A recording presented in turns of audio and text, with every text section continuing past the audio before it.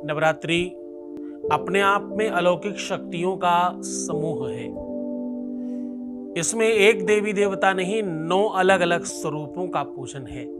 नवरात्रि में क्या करें, कैसे करें और क्यों करें, पूजन का विधान क्या है, नवरात्रि में पूजन कैसे करना चाहिए, नवरात्रि पूजन का लाभ क्यों नहीं मिलता, और नवरात्रि में व्रत करें तो क्या खाना चाहिए, व्रत कैसे करें, व्रत आगे पीछे रखना चाहिए या 9 के 9 रखने चाहिए, किसी की का अनुसरण करना चाहिए, ये सारी की सारी बातों पर आज मैं चर्चा कर रहा हूं। नवरात्र शुरू होने के पहले ये सब बातें आप जरूर जान लीजिए।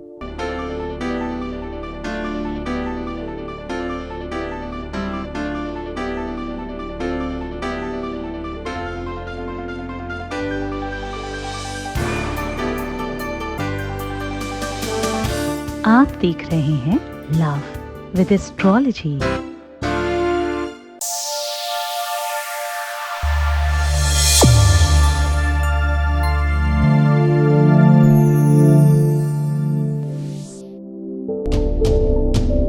जय माता दी। नवरात्रि की ढेर सारी शुभकामनाएं माता जगत जननी परांबा भुवनेश्वरी आदि शक्ति वो 9 दुर्गा आपके जीवन में खुशहाली, प्रसन्नता, आनंद और वैभव भरे, आपके सुहाग की रक्षा करें, रिश्तों में, संबंधों में मधुरता लाएं। ऐसी शुभकामनाओं के साथ आज का ये पथ, आज की यात्रा शुरू कर रहे हैं। नमस्कार, मैं हूं आचार्य सतीश अवस्थी। आपका बहुत स्वागत करता हूं लव विद एस्ट्रोलॉजी में। लव विद एस्ट्रोलॉजी में आपके अपने जीवन में प्यार भरा जाता है। लव विद एस्ट्रोलॉजी में आपके रिश्तों को, आपके संबंधों को मधुर बनाया जाता है। लव विद एस्ट्रोलॉजी में शादी के पहले, शादी के बाद हर समस्या का समाधान किया जाता है। यहां रिश्तों की गर्माहट को, रिश्तों के महत्व को, रिश्तों की परिभाषा को समझा और समझाया जाता है। यहाँ 20-22 सालों में 25 लाख से ज्यादा लोग लाभान्वित हो चुके हैं। यहाँ का सक्सेस रेट 96% है और ये सब निरंतर जारी है। यहाँ बड़े बड़े ग्रंथों पर समूल रिसर्च होता है। गीता, वेद, पुराण, शास्त्र, उपनिषद, बड़े बड़े ग्रंथ, वो चाहे चरक संगीता हो, वो जैमिनी सूत्रम हो, वो रावण संहिता हो, वो नारद संहिता हो, वो कोई भी गहन से गहन सामुद्रिक शास्त्र जैसा ग्रंथ क्यों न हो, उस पर पूरा रिसर्च किया जाता है। मोटी मोटी किताबों की छोटी छोटी बातें आपको बताई जाती है, आपको हर बार जागरूक किया जाता है। रिश्तों को, संबंधों को कैसे मधुर बनाते हैं वो बताते हैं। आज रिश्तों की परिभाषा में, रिश्तों की पाठशाला में नवरात्रि संबंध है। नवरात्र में घट स्थापना कैसे करें, पूजन कैसे करें, आसन कैसे बिछाएं, अखंड दिया जलाना हो तो क्या करें, ये सारी बातों का विस्तार पूर्वक वर्णन कर रहे हैं। और आपके रिश्तों को नवरात्रि में कैसे बचाया जा सकता है, क्या करने से तुम्हारे रिश्तों में मधुरता आएगी, वो सब भी बता रहा हूं। आज की यात्रा शुरू करूं उसके पहले आपको बताऊं, ये मातृ की ममता का, वात्सल्य का पर्व है। क्या है? माता के वात्सल्य का, ममता का, स्नेह का और उनकी भक्ति का पर्व है। इसमें माता वात्सल्य स्वरूप में रहती हैं। वात्सल्यता का मतलब है प्रेम और अधिक देने की भाव में है। और इस बार तो हजारों वर्षों के बाद ये पर्व आया है। ये बहुत अद्भुत और बहुत अलौकिक मुहूर्त है अपने आप में। इसमें ग्रह और नक्षत्र अपने आप में अलग अलग तरीके से एक साथ समूह बनाकर बैठे हैं और ये आपके लिए बहुत लाभप्रद है। इसमें आप एक भी अक्षर का कोई उपाय करते हैं, एक भी अक्षर का कोई मंत्र जाप करते हैं तो वो सिद्ध हो जाता है। नवरात्रि, शिवरात्रि और कोई ग्रहण, होली अथवा दीपावली, इनमें जीवन का एक अलग दर्शन दिख जाता है। इसमें आपको आपकी सिद्धि प्राप्त हो जाती है। उसका साधन बताने के लिए आज आया हूं। नवरात्रि में सबसे बड़ा जो कौतूहलता का विषय वो मुहूर्त है।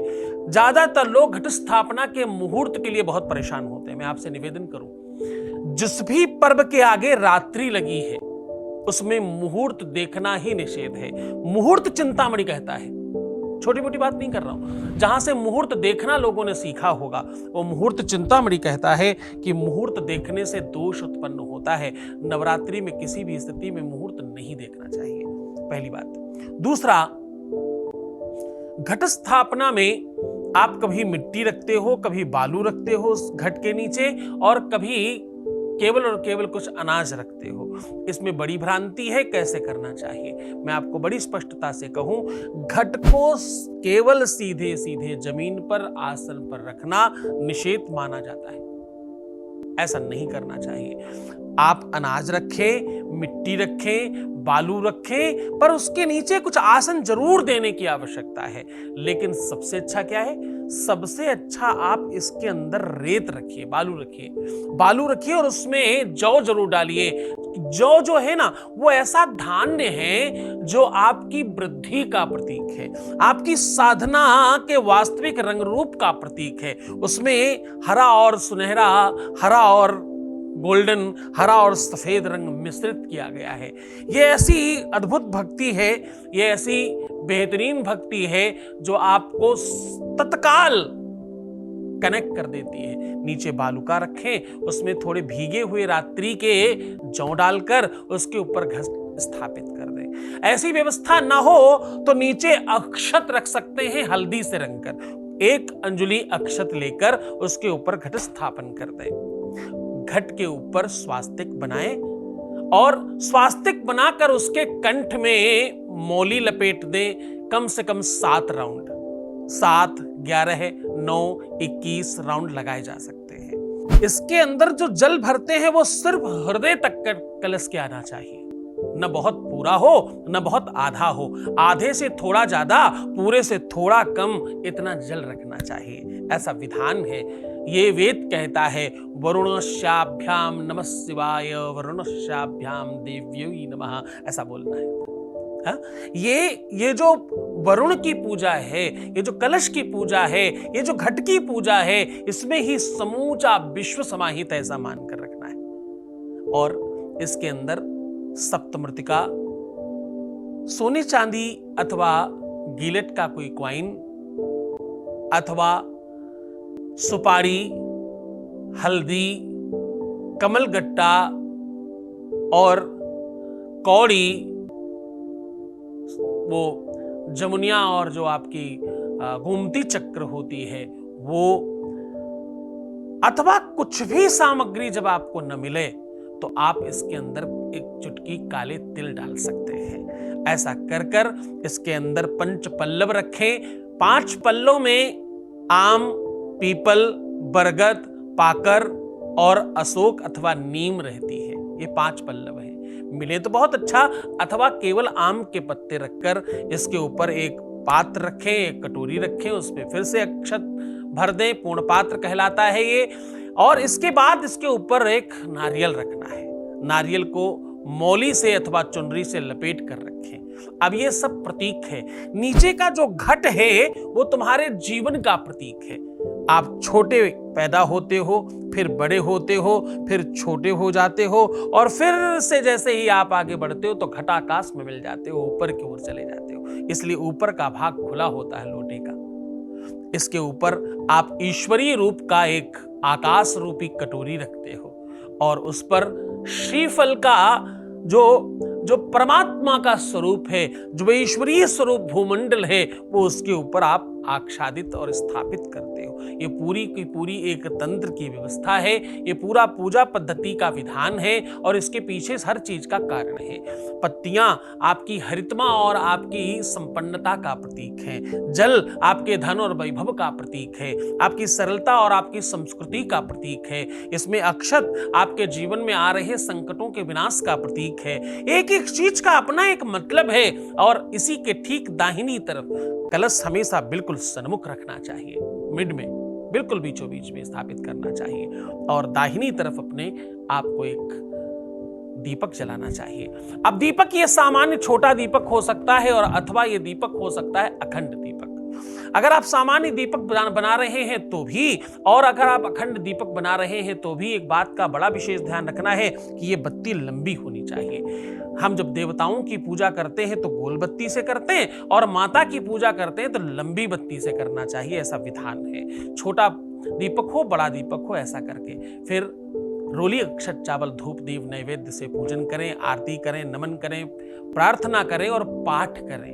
पाठ अगर कुछ नहीं कर सकते तो रोज देवी कवच का पाठ जरूर करें अथवा कवच कीलक अर्गला करें, और संपूर्ण कर सकते हैं तो पूरी किताब रोज पढ़नी चाहिए। ये नहीं कर सकते तो 9 दिन के अंदर उसको विभक्त करके आप उसका पाठ कर सकते हैं। पहले दिन कवच कीलक अर्गला कर लें, दूसरे दिन नवान और प्रथम अध्याय कर लें, फिर प्रथम द्वितीय तृतीय कर लें, फिर आप चतुर्थ और पंचम कर लें, फिर छठा और सातवां कर लें, फिर आठवां करें, फिर नवा करें, और ऐसे करते 13 अध्याय कंप्लीट करते करते आप 9 दिनों में उसको कंप्लीट कर लीजिए। 9 दिनों में एक पाठ भी अगर आप कर लेते हैं तो भगवती जगदम्बा की आपको भक्ति मिलती है। और बिल्कुल भी कुछ नहीं कर सके, बहुत छोटा कुछ करने की इच्छा हो तो दुर्गा मानस पूजा कर ले। हाँ, या तो सिद्ध कुंजिका स्तोत्र का पाठ कर ले। सुरदेवी प्रवक्ष्यामि कुंजिका स्तोत्रम उत्तमम एन मंत्र प्रभावेण चंडी जापः शुभो भवेत्। इसमें आगे कहा गया है, बोले न कवचम नारगला स्तोत्रम कीलकम न रहस्यकम न सूक्तम चापि ध्यानम च न तुर्गुर्भाषणम। ये कहते कुछ नहीं किया है, लेकिन फिर भी आपकी भक्ति लेने चले आए। आप पर जो अधिकार है, आप मेरी माँ हो, मैं तुम्हारा बच्चा हूं, ऐसी भावना से अगर आप सिद्ध कुंजिका स्तोत्र का पाठ कर लेते हैं तो भी आपको इसका समूल लाभ मिलता है। आरती जरूर रोज करना चाहिए। पूजन के पहले जैसे दिया जलाना जरूरी है, वैसे पूजन के पश्चात आपको आरती करना जरूरी है। कोई भी पूजा बिना आसन के नहीं करना चाहिए। आसन की जो धागे निकले होते हैं वो राइट और लेफ्ट होने चाहिए। ऐसा सोचकर, ऐसा समझकर बिछाएं और फिर पूजन करें। अब ये तो छोटी छोटी बातें पूजन की हो गई। पूजन में एक बात का बहुत खास तौर से ध्यान रखिएगा, माता को कमल, अनार और अगर संभव हो सके तो गुड़हल का पुष्प बहुत पसंद है। ये 3 चीजें बड़ी महत्वपूर्ण हैं, ये जरूर चढ़ानी है हमको। और माता इसमें या तो बहुत बाल्य रूप में प्रसन्न है और या तो बहुत वृद्धावस्था में प्रसन्न है, या तो समूल ममता के भाव में है और या तो समूल बाल्य स्वरूप में है। तो आपको इसमें कुछ मीठी चीजें, कुछ बच्चों वाली चीजें बना बना के जगत जननी परांबा को खिलाना है, अथवा कुछ किसी वृद्ध को समझकर उनकी सेवा भाव के रूप में खिलाना है। इस तरह से करके आप नवरात्रि के संपूर्ण होने पर एक साथ 9 कन्या जिमाएं, अथवा एक एक करते बढ़ते क्रम में 9 दिनों में 9 कन्याओं को जिमा लें। ऐसा करने से आपकी हर मनोकामना पूर्ण हो जाती है। आपको ऐसा कुछ नहीं जो नहीं प्राप्त होता, सब कुछ मिल जाता है। पहले दिन जगदम्बा को हार की कोई भी हार चढ़ाएं, हार और मोटा माला चढ़ाएं।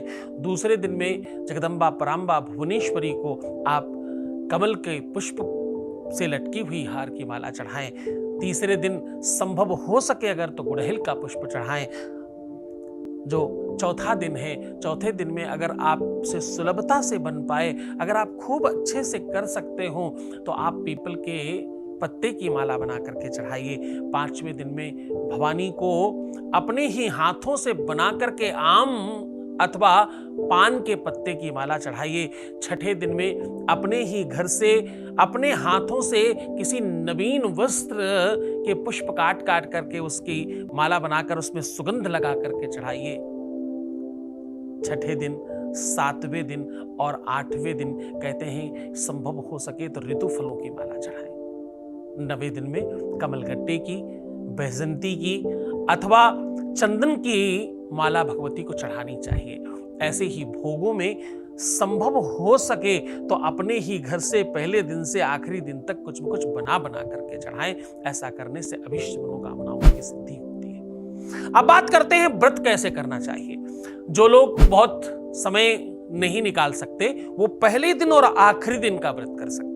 जो ये भी नहीं कर सकते वो केवल आखिरी दिन का व्रत कर सकते हैं। और जो 9 दिन करना चाहते हैं मैं उनसे निवेदन करूंगा, 9 दिन का व्रत आप तभी करिए जब आपके पास पूरा समय हो और आप खूब अच्छे से समय निकालकर अपना अधिकतर समय पूजन में दे सकते हैं। अधिकतर समय आप उसी भक्ति में लीन रह सकते हैं। भजन सुनना, माला करना, जाप करना, ध्यान करना, इस टाइम पर संभव हो सके तो जंगम दूरवाणी यंत्र अपने से दूर रखें, यानी मोबाइल अपने पास न रखें। यह आपको भ्रमित कर सकता है। इस समय टीवी देखना, मोबाइल देखना, रेडियो सुनना, गाने सुनना आपकी मनस्थिति को डैमेज कर देता है।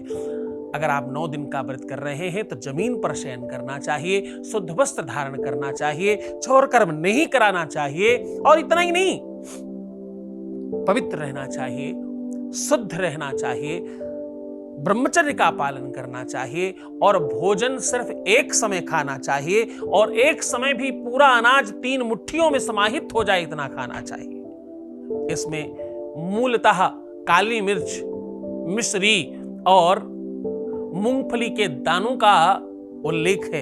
इन्हें खाकर आप आनंद से 1 गिलास दूध लेकर के आप पारायण करें नित्य। ऐसे कर अगर आप इस व्रत का पारायण करते हैं, इसका अनुसरण करते हैं, तो आपके जीवन में जगत जननी भवानी परांबा का, उस माता का, उस वात्सल्य स्वरूपी मातृत्व के दर्शन का लाभ आपको तत्काल मिलता है। पूरे मन से, पूरी श्रद्धा से इसको करना है। इसमें जितना ज्यादा हो सके भवानी को प्रसन्न करने की भावना रखना है। इसमें किसी छोटे बच्चे से क्रोध नहीं करें। इसमें छोटी कन्याओं के प्रति आदर रखें। संभव हो सके तो कन्याओं के पैरों को अपने हाथों से पखारें और उस जल को पूरे घर में अभिसिंचित करें। छोटी कन्याओं का पूजन करना, उन्हें भोल बाल भोग खिलाना, उन्हें प्रसन्न करना, उन्हें वस्त्रादिक कुछ दान दक्षिणा देना, यह शास्त्रोक्त विधि के आधार पर सबसे सर्वोच्च दान है। नवरात्रि में ब्राह्मणों का दर्शन करना, ब्राह्मणों के प्रति आदर रखना, सम्मान रखना, उनको भोजन कराना, उनके चरण पखारना, उनके पाद पूजा करना, गुरु पूजन करना और ज्यादा उल्लेखित है। अगर नवरात्रि के संदर्भ में एक और महत्वपूर्ण बात मुझे बतानी हो तो मैं तुम्हें भोग बताऊंगा। प्रथमम शैलपुत्री च, द्वितीयां ब्रह्मचारिणी, तृतीयां चंद्रघंटे तु कुष्मांडे तु चतुर्थकम, पंचमं स्कंदमाते तु, षष्ठम कात्यायनीति च, सप्तम कालरात्रि च, नवदुर्गा च वाष्टकम। ये 9 के 9 जो नवदुर्गे हैं ना, ये अष्टमी तक मान्य है और 9वीं पारायण की विधि है। इसलिए पहले दिन प्रथम शैलपुत्री चा, ये शैलपुत्री है और राजा की पुत्री है। इस दिन कोई दिव्य भोग लगाना चाहिए, कोई राजस्व भोग लगाना चाहिए। कुछ मेवा पकवान डालकर खीर बना करके भोग लगाएं। द्वितीयाम ब्रह्मचारिणी, ये ब्रह्मचारिणी का स्वरूप है। इस दिन मखाने से बनी हुई वस्तु का भोग लगाएं। तीसरे दिन कोई मजबूत भोजन बनाएं, कोई ठोस भोजन बनाएं और इसमें मधुरता के लिए गुड़ इस्तेमाल करें। तीसरे दिन संभव हो सके तो मिश्री से मिला हुआ कुछ भोग बनाएं तो आपके लिए बहुत लाभप्रद होगा। चौथे दिन आपको माता को मनाने के लिए गन्ने के रस से बनी हुई किसी मिष्ठान का भोग लगाना चाहिए। छठे दिन अथवा 7वें दिन, 5, 6, 7 ये तीनों दिन बल्कि आप खीर या हलवा बना सकते हैं। 7, 8 और 9 ये पारायण की अंतिम चरण है। इन दिनों में आप भगवती को नारियल से अथवा खजूर से बनी हुई मिठाई और चना, हलवा, पूड़ी इत्यादि लगाकर बनाकर भोग लगाएं। अब एक और बात कहूं, भोग की सामग्री गौड़ है, इसमें भक्ति और तुम्हारी श्रद्धा श्रेष्ठ है, उसे रख करके करिएगा। आपकी जितनी भी चीजें हमने बताई है ना, ये सब रिश्तों को संभालने के लिए है। 9 के 9 दिन भगवती को सिंदूर चढ़ाने से पति पत्नी में संबंध मधुर हो जाते हैं। 9 के 9 दिन भगवती परांबा के बाएं पैर पर गुड़हल फूल स्पर्श करा करके अपने मस्तक पर स्पर्श करने से आपके भाल कपाट में जो नहीं लिखा है वो पार्टनर भी तुम्हें मिल सकता है, ऐसी स्थिति बन जाती है। माता भवानी को 9 के 9 दिन योनि मुद्रा लगा करके सिद्धकुंजका स्तोत्र का पाठ करने से आपके रिश्तों में आ रही बाधाओं को समूल नष्ट कर देती है माता। ऐम हीम क्लीम चामुंडाय बिच्चे बोलकर मिश्री, लौंग, इलायची, कमलगट्टा और बेल का गूदा, इससे हवन करें। 108 बार मंत्र बोलकर 108 बार मंत्र बोले और इस सामग्री से हवन करें और मंत्र है ओम ऐं ह्रीं क्लीं चामुंडाय बिच्चे। ऐसा करने से व्यापारिक स्थितियां मजबूत हो जाती हैं, ऐसा करने से रिश्ते मजबूत होते हैं, संबंध बनते हैं, मनचाहा विवाह होता है। कितना ही कोई रूठ कर चला गया हो उसे आप वापस आने पर मजबूर कर देते हैं आप इस भक्ति से। आपका व्यापार, आपका काम, आपकी नौकरी, आपकी चाकरी, घर में अनबन और घर की जितनी भी प्रकार की बाधाएं हैं वो समाप्त हो जाती हैं। गूगल और लबान 9 के 9 दिन जलाकर धुआं करने से, माता के पास से स्टार्ट करके वापस आकर पूरे घर में घूमकर माता के पास ही रखें। ऐसा करने से आपके घर की बाधाएं दूर होती हैं। भूत पेट पिशाच डाकनी साकनी राक्षस किया कराया तंत्र मंत्र जंत्र सब स्वाहा हो जाता है। एक काले कपड़े में काली हल्दी, कौड़ी, एक पुराना कोई सिक्का, काली मिर्च और थोड़ी सी सरसों, ये पांचों की पांचों सामग्री पहले दिन चढ़ा दीजिए। आखिरी दिन तक रखा रहने दीजिए माता के पास। उसके बाद इसकी पोटली बनाकर अपने घर के बाहर लगा देना। आज के बाद कोई कुदृष्टि डाल नहीं सकता, कोई भूत पेत, कोई हवा बयार आपके घर में घुस नहीं सकती, कोई नेगेटिव पावर आपके घर में स्पर्श नहीं कर सकती। कितनी ही ताकतवर कोई शक्ति हो आपके घर में, अगर बुरी है तो जाएगी नहीं, अंदर पहुंच नहीं पाएगी। करके देखिए, अद्भुत प्रयोग है। खूब खुश रहो, खूब प्रसन्न रहो, खूब आनंदित रहो। माता आपके जीवन में खूब खुशियां दें। माता तो रिश्तों को बनाने के लिए आती है, संबंधों को बनाने के लिए ही है। माता तो एक स्त्री का स्वरूप है, एक ममता का स्वरूप है, एक वात्सल्य का स्वरूप है। आज की स्त्री का वास्तविक दर्शन जगत जननी माता है। हाँ, वो संहारक है, वो वर्कर है, वो काम करने वाली है, वो सब पर राज्य करने वाली है, वो सबको पालने वाली है, वो सबको जन्म देने वाली है, वो सबको संभालने वाली है, वो सबका संहार करने वाली है और वो सब पर अधिकार रखने वाली है, सब पर ममता लुटाने वाली है। उनके चरणों में अनुराग और प्रीति रखें और खूब मन से इस पर्व को मनाएं। हर्षोल्लास से, श्रद्धा से, विश्वास से माता के चरणों में नमन करो, आपकी इच्छाएं पूर्ण होंगी। ओम नमः शिवाय।